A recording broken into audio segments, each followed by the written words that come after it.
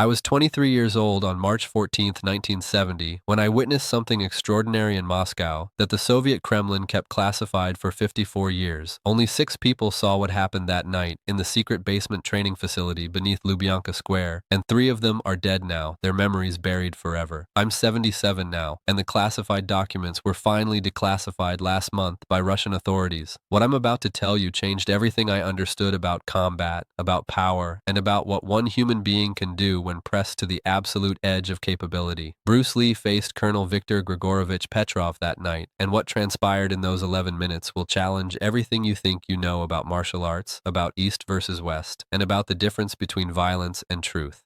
The basement extended 43 meters beneath the main KGB building, a concrete bunker constructed in 1954 for hand-to-hand combat training of elite operatives designed to operate behind enemy lines. I was there as interpreter for the American Cultural Exchange Program, though my real function involved intelligence gathering through language access to classified Soviet facilities. The ceiling hung 2.8 meters overhead, low enough that tall men felt the psychological pressure of containment, the sense of being trapped underground with no escape route, except the single steel door at the top of 23 concrete steps. Fluorescent tubes mounted in wire cages cast harsh white light that erased shadows and revealed every bead of sweat, every facial micro-expression, every tremor of exhaustion or fear. The floor consisted of poured concrete painted battleship gray, cold enough that standing barefoot for extended periods numbed the feet and forced constant weight shifting. Heavy bags hung from ceiling chains in the corner, their leather surfaces scarred with the impact patterns of thousands of strikes, some tiers repaired with duct tape, others leaking sand from splits too deep to fix. The air smelled of industrial disinfectant attempting to mask male sweat, and the metallic tang that lingers in spaces where violence occurs regularly, where blood has been spilled and cleaned but never entirely removed. Colonel Petrov commanded Spetsnaz Group Alpha, the most elite tactical unit in Soviet Special Forces. At 38 years old, he stood 193 centimeters tall and weighed 112 kilograms, all of it functional muscle built through training that broke most candidates before graduation. His face carried the flat affect of Slavic peasant stock, broad cheekbones and pale blue eyes that reflected light like ice. A scar bisected his left eyebrow from a knife training accident in 1963, giving him a perpetually skeptical expression. His hands measured 22 centimeters from wrist to middle fingertip, and when he made fists, the knuckles resembled iron bolts. He'd killed 11 men in close combat during classified operations in Czechoslovakia and Afghanistan, and his training record included documented capability to deadlift 230 kilograms and perform 100 consecutive pull-ups without rest. The Soviet military considered him the ultimate expression of their combat system, a living weapon representing decades of scientific training methodology and ideological superiority over Western softness. Bruce Lee arrived at Sheremetyevo Airport on March 13th, officially as martial arts consultant for a documentary on international fighting systems. He was 29 years old, stood 172 centimeters tall, weighed 61 kilograms, and moved with an economy of motion that made trained fighters immediately recognize someone operating on a different level. His black hair fell razor straight to his collar, and his eyes held the peculiar intensity of people who've stared into darkness and returned with knowledge. When he walked into that basement at 2100 hours, Colonel Petrov was demonstrating a neck-breaking technique on a training dummy, explaining in Russian how rotation velocity combined with grip strength created mechanical advantage sufficient to sever spinal connection. Petrov noticed Bruce Lee's entrance through peripheral vision, completed the demonstration, then turned slowly, letting silence accumulate weight. Petrov spoke first, his voice carrying the flat certainty of institutional authority. "So, the Chinese film star has come to Moscow? Tell me, do you perform your own stunts, or do you have tough men do the real work while cameras make you look dangerous?" 3 other Spetsnaz operatives present shifted their positions subtly, forming a loose semicircle that cut off direct access to the exit stairs. Bruce Lee smiled slightly, the expression never reaching his eyes. "I don't perform stunts, Colonel. I simply move the way body mechanics allow when you remove inefficiency. Your technique just now, the neck break, it works against compliant partners. Against resistance, you'd never establish initial grip position. Your hands telegraph intention 2 seconds before execution." The temperature in the room changed. Petrov's jaw muscles flexed once. "Perhaps you'd like to demonstrate superior technique, unless demonstration exists only in words." What happened next unfolded across 3 exchanges that converted theoretical disagreement into physical necessity. Bruce Lee explained that effective combat required absence of predetermined form, that rigidity guaranteed defeat against adaptive opposition. Petrov responded by describing decades of Soviet sports science validating their systematic approach through Olympic dominance and operational success. Bruce Lee countered that Olympic rules created artificial constraints, making competition fundamentally different from survival confrontation where no referee stops action. Petrov's face reddened slightly. You insult Soviet achievement because your Chinese culture cannot match our discipline. You talk philosophy because you lack power. Bruce Lee's expression hardened. My culture gave the world martial arts 3,000 years before Russia existed, and discipline without intelligence is slavery, not mastery. The insult crossed the threshold that made combat inevitable.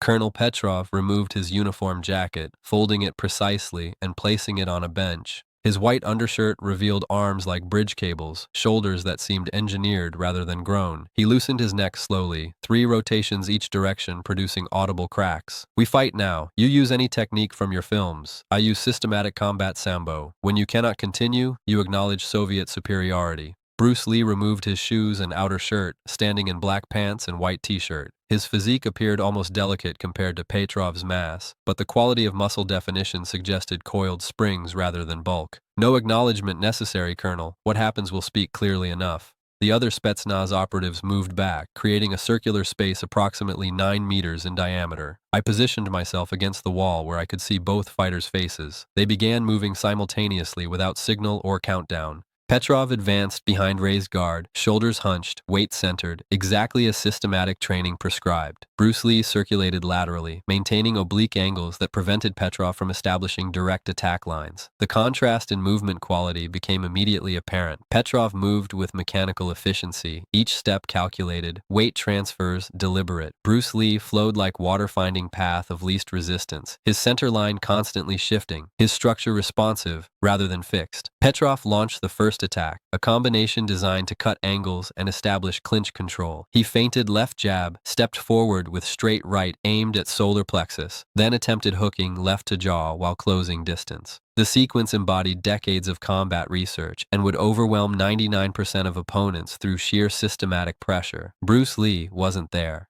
He'd intercepted the straight right with downward parry while simultaneously rotating hips to remove target, then slipped the left hook by centimeters, close enough that Petrov's forearm brushed Lee's hair. Before Petrov could reset, Bruce Lee drove a straight punch into his solar plexus, the impact producing a sound like a mallet striking leather. Petrov's breath exploded outward, his eyes widened fractionally, but his conditioning absorbed the blow, and he continued forward, attempting to trap Bruce Lee against the wall. His hands reached for collar and sleeve, seeking the grips that would allow him to deploy throwing techniques where mass advantage would dominate. Bruce Lee's hands intercepted Petrov's wrists, but not to block. Instead, he redirected the incoming energy downward and to the left while pivoting on his right foot, using Petrov's momentum to spin him past the intended target. Petrov stumbled, not falling but losing position, and when he turned back, Bruce Lee stood centered again, breathing unchanged, expression neutral. They engaged 6 more times over the next 90 seconds, and each exchange revealed the same fundamental pattern, while deepening the lesson with every iteration. Petrov attacked with technically perfect combinations, explosive power behind every strike, footwork textbook precise. Bruce Lee responded not with opposing force, but with absence of resistance, redirecting rather than blocking, yielding rather than standing firm, then inserting counterattacks through openings created by Petrov's committed aggression. In the second exchange, a straight right found only air as Bruce Lee rolled under it and delivered 3 rapid strikes to Petrov's ribs, the blows landing with metronomic precision against the intercostal spaces.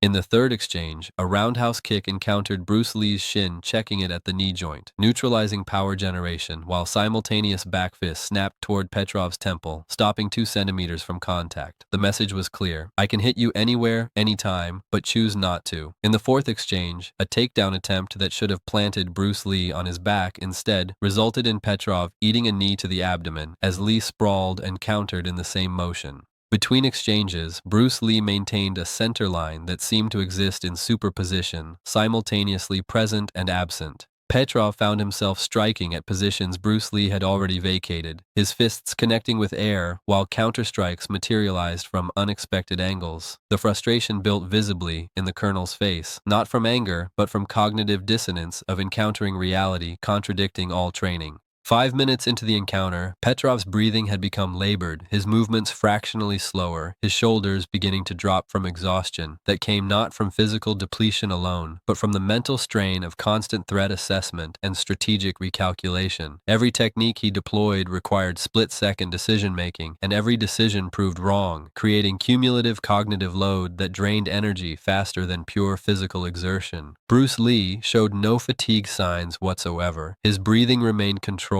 through diaphragmatic rhythm, his eyes alert without the wide-eyed tension of hypervigilance, his stance relaxed yet ready to explode into motion. This contrast produced the most psychologically devastating effect of the entire confrontation. Petrov had fought hard men across 3 continents, had broken opponents with superior conditioning and relentless pressure that ground them down over extended exchanges. But Bruce Lee wasn't withstanding pressure through toughness or grit. He was neutralizing it through efficiency, expending minimal energy because he moved only exactly as much as necessary, wasted no motion on unnecessary muscle tension, and used Petrov's own force as weapon against him through principles of redirection and timing. The moment that ended the fight occurred at exactly 6 minutes and 40 seconds into the engagement. According to the wall clock I watched throughout, my eyes flicking between the combatants and the timepiece as if documenting evidence for a trial that might never occur. Petrov launched a final desperate combination, throwing everything into overwhelming Bruce Lee through sheer commitment and absolute refusal to accept the reality unfolding before him.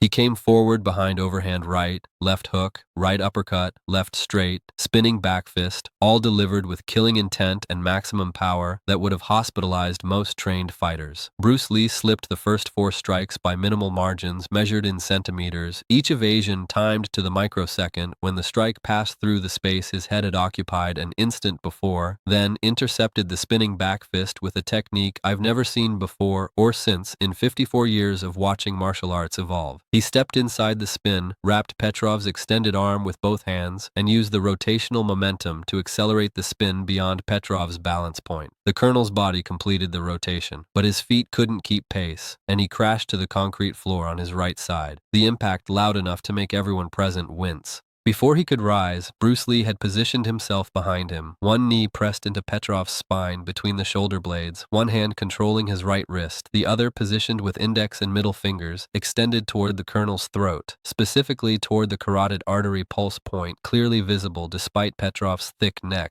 Bruce Lee held that position for 3 full seconds, long enough for everyone present to understand he could have driven those fingers into Petrov's throat with lethal effect. Then he released the wrist, removed his knee, and stepped back, standing calmly as Petrov rolled over and stared upward. The colonel's face showed not anger but profound confusion, as if fundamental laws of physics had just been revoked. He climbed slowly to his feet, his right side already darkening with impact bruising, his breathing still ragged. Bruce Lee extended his hand. "The fight is over, Colonel. You fought well, with courage and technique. But systematic training without adaptive intelligence creates predictable patterns. An opponent who reads patterns will always be waiting where you arrive."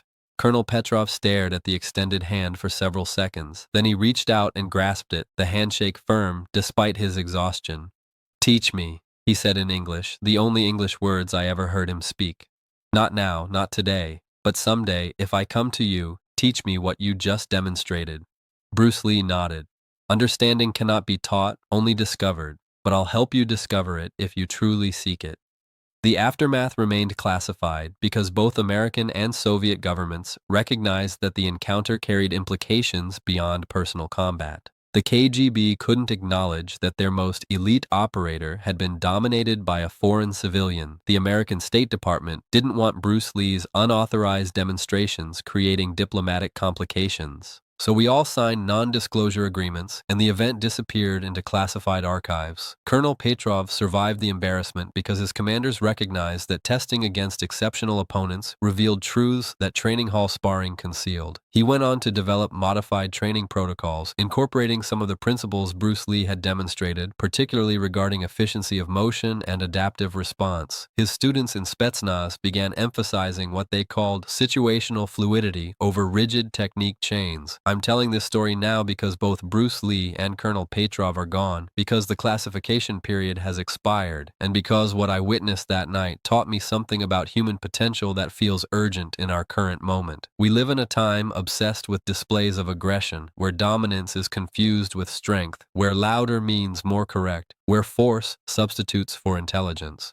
We've created entire institutions predicated on the assumption that problems yield to sufficient application of pressure, that conflict resolution emerges from superior firepower. Bruce Lee demonstrated the opposite principle with such clarity that night that even men trained to kill could recognize its truth. He defeated a larger, stronger opponent, not through superior violence, but through superior understanding. He could have humiliated Petrov, could have injured him permanently, could have used the victory to establish dominance. Instead, he offered respect, offered knowledge, offered partnership in pursuit of truth. This wasn't weakness disguised as mercy. It was strength so complete that it required no external validation. The distinction matters profoundly. Petrov faced a choice that defines character. He could have rejected the lesson, rationalized the defeat, protected his ego through denial. Instead, he asked to learn. That moment transformed him from antagonist into student, from opponent into ally. That basement beneath Lubyanka Square, with its concrete floor and harsh fluorescent light, became the site of a transformation far more significant than a fighting victory. Colonel Petrov entered convinced that Soviet systematic training represented the ultimate expression of combat science. He exited understanding that formlessness supersedes form, that adaptation beats preparation, that presence matters more than power. Bruce Lee demonstrated what all his films and philosophy writings attempted to communicate. The highest expression of martial skill is not destruction, but restraint, not domination, but understanding, not ego, but emptiness. This principle extends far beyond physical combat. In business, in relationships, in politics, those who rigidly apply predetermined strategies eventually encounter reality that doesn't conform. Those who remain fluid, who adapt to what is rather than impose what should be, navigate complexity that breaks rigid thinkers. I've watched the world change dramatically in the 54 years since March 14, 1970. I've seen martial arts evolve from isolated national traditions into global exchange networks. I've seen fighting systems proven inadequate when tested against unfamiliar approaches. I've seen barriers between East and West erode in ways that seemed impossible during the Cold War. The Berlin Wall fell. The Soviet Union dissolved, China opened. But the essential lesson from that night remains constant. True mastery emerges not from accumulating techniques, but from understanding principles, not from imposing will, but from flowing with reality, not from being the hardest, but from being the most adaptive. Colonel Petrov learned that lesson through the humiliation of defeat. I learned it through the privilege of watching. And now, as I approach the end of my own journey, I'm sharing it because the world needs this wisdom now more than it did in 1970. We face challenges that cannot be dominated, only understood. Climate change doesn't yield to force. Economic complexity doesn't simplify through wishful thinking. Social division doesn't heal through louder insistence on being right. We confront complexity that cannot be simplified, only adapted to. We need Bruce Lee's approach now more than ever. Be water, my friend. 6 of us witnessed it, proven true, beneath the streets of Moscow on March 14, 1970, when a 112-kilogram Soviet killing machine learned humility from a 61-kilogram martial artist who understood that real power requires no demonstration, and truth, once witnessed, demands to be shared before those who witnessed it disappear into the same darkness that claimed both Bruce Lee and Colonel Petrov.